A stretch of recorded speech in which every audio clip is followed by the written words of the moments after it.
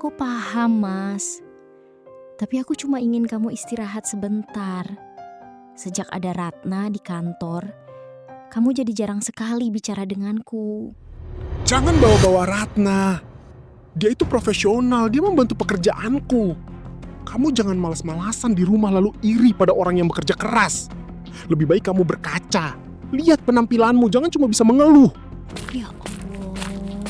Sebelum lanjut, jangan lupa subscribe dulu ya. Apa yang telah merubahmu? Sari, seorang istri yang menjadi lambang kesetiaan. Ia adalah sosok di balik layar yang menemani suaminya Raka berjuang dari jualan gerobak hingga kini menjadi pengusaha properti yang sukses besar di ibu kota. Setiap pagi, kesibukan Raka sebagai direktur tak pernah membuatnya lupa akan rumah. Bagi Raka, Sari adalah jimat keberuntungannya, dan kebahagiaan mereka seolah tak akan pernah lekang oleh waktu. Mas, coba cicipi nasi goreng ini. Bumbunya sengaja aku buat persis seperti saat kita masih jualan di gerobak pinggir jalan dulu. Ingat tidak? Baunya memang tidak pernah berubah, sayang. Tapi sekarang, rasanya jauh lebih nikmat karena kita menikmatinya di rumah megah hasil kerja keras kita selama bertahun-tahun. Aku masih sering merasa seperti bermimpi, Mas. Melihatmu sekarang menjadi direktur sukses dengan puluhan karyawan yang sangat menghormatimu. Kamu hebat sekali. Semua ini tidak akan terjadi tanpa kesabaranmu yang menemaniku dari titik nol, Sari. Saat kita harus berbagi satu bungkus mie instan untuk berdua pun, kau tidak pernah mengeluh. Itu sudah menjadi kewajibanku sebagai istri, Mas. Yang paling penting bagiku adalah kau tetap rendah hati dan tidak pernah melupakan masa-masa sulit kita dulu. Tentu saja, kesetiaanmu adalah harta yang paling berharga bagiku. Tapi sepertinya kamu terlihat agak gelisah sejak tadi pagi. Ada apa, sayang? Sebenarnya aku baru saja mendapat kabar dari sahabatku Ratna. Dia cerita kalau suaminya pergi meninggalkannya begitu saja.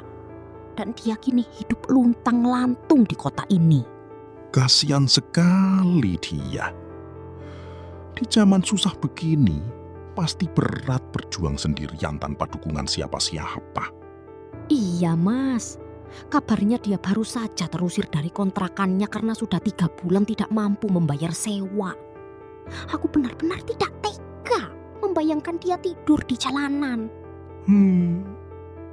Lalu apa yang ada di pikiranmu untuk membantunya? Kamu tahu kan, aku tidak pernah keberatan jika itu untuk niat baik. Bolehkah aku mengajaknya tinggal di sini sementara waktu, Mas? Ya, setidaknya sampai dia mendapatkan pekerjaan yang layak untuk menyambung hidupnya kembali. Rumah ini memang terasa terlalu sunyi hanya untuk kita berdua.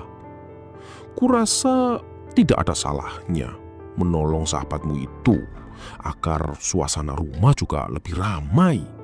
Terima kasih banyak ya, Mas. Aku tahu kamu adalah pria yang paling baik dan paling dermawan di dunia ini.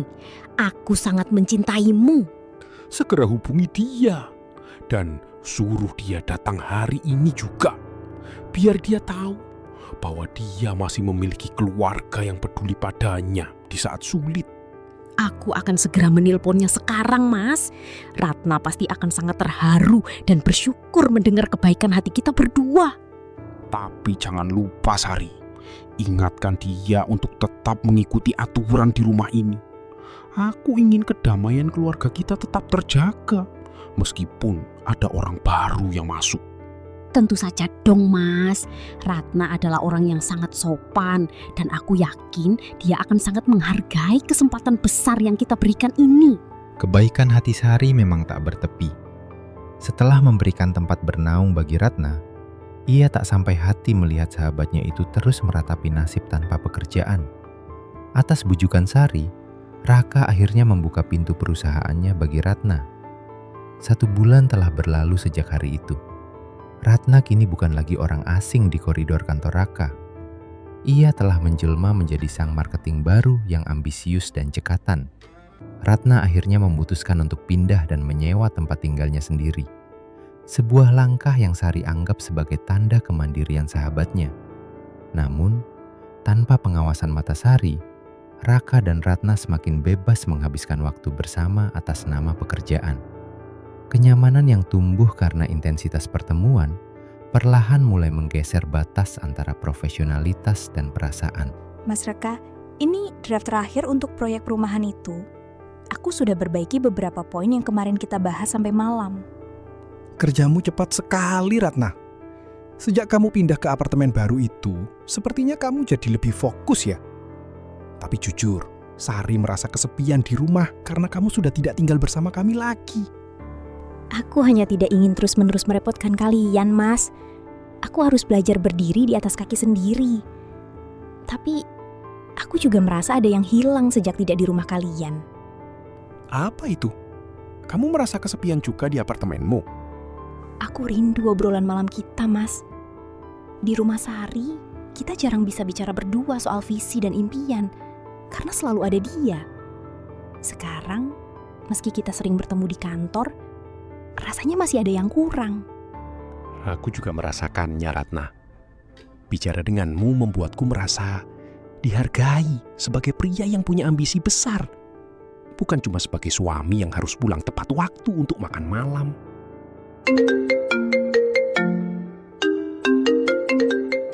Halo Mas, kamu sudah di jalan pulang? Makanannya sudah siap semua. Sari, jangan menungguku. Meeting dengan klien ini sepertinya akan sampai larut malam. Ratna juga sedang menemaniku, karena dia yang memegang datanya. Kamu makan duluan saja, lalu istirahat. Oh, begitu ya Mas. Tapi ini sudah jam 9. Apa tidak bisa dilanjut besok saja? Bisnis tidak bisa menunggu besok, Sari. Kamu harusnya senang suamimu berjuang cari uang. Sudah ya, aku tutup dulu. Kenapa suaraku terasa asing baginya? Dan kenapa hatiku merasa ada sesuatu yang tidak beres antara mereka berdua? Jarak seringkali menjadi tirai yang sempurna untuk menyembunyikan kebenaran. Sari berpikir kepindahan Ratna adalah awal dari kemandirian sahabatnya. Namun ia tak sadar bahwa apartemen kecil itu kini telah menjadi saksi bisu sebuah pengkhianatan yang mulai bersemi. Rasanya tenang sekali di sini. Tidak ada pertanyaan kapan pulang, tidak ada bau asap dapur. Hanya ada ketenangan dan kamu, Ratna. Aku senang kalau Mas Raka merasa nyaman di sini. Apartemen ini kan juga berkat bantuan Mas. Aku merasa di sini kita bisa jadi diri kita sendiri tanpa perlu berpura-pura di depan Sari. Tadi Sari menelepon lagi. Dia bilang dia membuatkan kue kesukaanku. Aku merasa bersalah berbohong terus padanya. Bilang kalau ada meeting di luar kota. Mas, jujur padaku. Apa Mas merasa bahagia di rumah? Mas itu pria hebat, direktur besar. Mas butuh seseorang yang bisa mengimbangi langkah Mas. Bukan seseorang yang hanya menunggumu di depan pintu dengan daster. Kamu benar, Ratna. Sejak mengenali kamu lebih dalam di kantor, aku merasa hidupku jadi punya warna lagi. Tapi kita tidak boleh begini terus, kan? Biarlah waktu yang menjawab, Mas. Untuk sekarang, nikmati saja tehnya dan ketenangan ini. Aku tidak bisa diam saja. Mas Raka bilang dia menginap di hotel dekat kantor karena meeting. Tapi hatiku tidak tenang. Aku akan mampir ke apartemen Ratna. Mungkin dia tahu sesuatu. Loh, itu kan mobilnya Mas Raka. Kenapa dia ada di apartemen Ratna sepagi ini? Katanya dia di hotel. Ya Allah, ya Tuhanku, tolong kuatkan hamba-Mu ini. Semoga ini tidak seperti yang hamba takutkan. Mungkin Ratna sedang sakit dan Mas Raka menjenguknya. Langkah kaki Sari terasa berat, seberat firasat yang mulai menghantui jiwanya. Kebenaran terkadang sangat menyakitkan. Namun, menutup mata selamanya adalah luka yang jauh lebih dalam. Ratna, Ratna, ini aku, Sari. Apa kamu di dalam? Sari, kok kamu kesini? Tidak kasih kabar dulu. Aku baru saja bangun tidur. Kenapa kamu kaget begitu? Aku melihat mobil Mas Raka di bawah. Apa dia ada di sini, Ratna? Jawab jujur, Ratna. Kenapa mobil Mas Raka ada di bawah? Dan kenapa kamu terlihat segugup ini? Itu Sari. Dengarkan dulu. Mas Raka memang di sini, tapi... Ada apa ini, Sari? Kenapa kamu berteriak-teriak di dalam rumah orang pagi-pagi begini? Memalukan sekali. Mas, jadi benar kamu di sini. Semalaman kamu tidak pulang. Katanya menginap di hotel karena meeting. Ternyata kamu di apartemen Ratna. Sari, jangan berpikiran kotor. Semalam meeting dengan klien selesai jam 2 pagi. Ratna kelelahan dan hampir pingsan karena dia yang mengurus semua dokumen. Sebagai atasan yang bertanggung jawab, aku mengantarnya pulang. Karena sudah terlalu larut dan aku juga sangat mengantuk, aku memutuskan istirahat di sofa depan sebentar sebelum berangkat ke kantor lagi pagi ini. Ratna di kamarnya, aku di sofa. Tidak ada yang terjadi kok di antara kita. Iya, Sari. Maafkan aku. Aku tidak enak menyuruh Mas Raka pulang dalam kondisi mengantuk berat. Apalagi dia sudah sangat baik membantuku. Aku tidak menyangka kamu akan salah paham seserius ini pada sahabatmu sendiri. Tapi Mas, kenapa tidak mengabari? Kenapa harus berbohong soal hotel?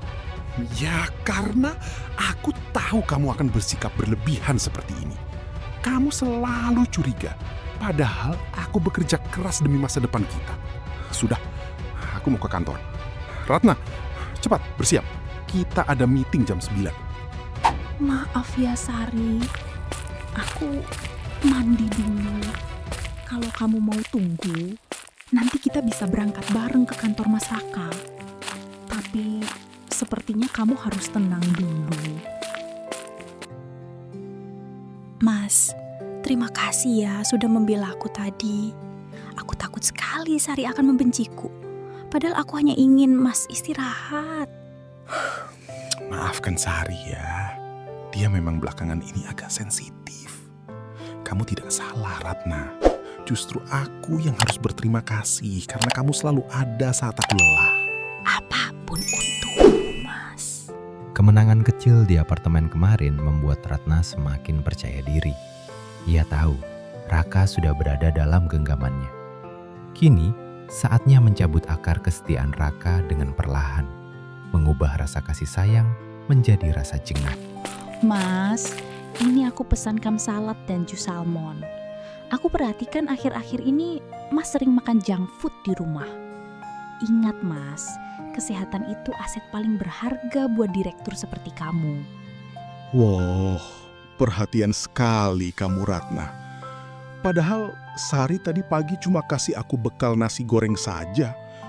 Dia bilang dia nggak sempat masak yang lain karena sibuk urus cucian. Ya ampun, kasihan Mas Raka.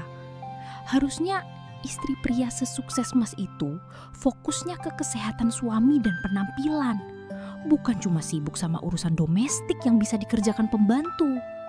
Mas butuh asupan energi untuk mikir proyek besar, bukan cuma kenyang. Mungkin benar kata kamu. Sari sepertinya sudah mulai kehilangan sentuhannya. Dia sudah tidak seperti dulu lagi, yang selalu tampil cantik dan paham apa yang aku butuhkan tanpa aku minta. Itu karena dunia kalian sudah berbeda, Mas.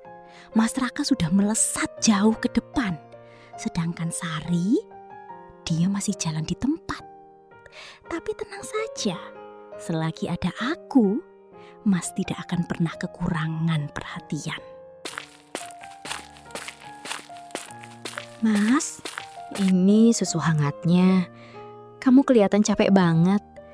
Gimana kalau besok kita ambil libur sehari saja untuk jalan-jalan? Kita sudah lama tidak punya waktu berdua. Libur?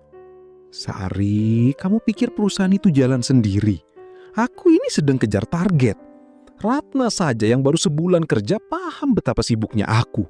Kenapa kamu yang bertahun-tahun jadi istriku malah tidak paham? Aku paham, Mas. Tapi aku cuma ingin kamu istirahat sebentar. Sejak ada Ratna di kantor, kamu jadi jarang sekali bicara denganku. Jangan bawa-bawa Ratna. Dia itu profesional, dia membantu pekerjaanku. Kamu jangan malas-malasan di rumah lalu iri pada orang yang bekerja keras. Lebih baik kamu berkaca. Lihat penampilanmu, jangan cuma bisa mengeluh. Ya Allah, kenapa suaraku sekarang selalu terdengar salah di telinganya? Apa yang telah merubahmu, Mas? Membandingkan adalah cara tercepat untuk menghancurkan sebuah hubungan. Ratna tidak perlu menjadi jahat di depan Raka. Ia hanya perlu menjadi sempurna agar Sari terlihat cacat di mata suaminya sendiri. Kini, Ratna merasa saatnya telah tiba untuk melepaskan serangan terakhir. Sebuah rencana keji disusun untuk memutarbalikkan kenyataan, membuat sang istri setia terlihat seperti pengkhianat di mata suaminya sendiri.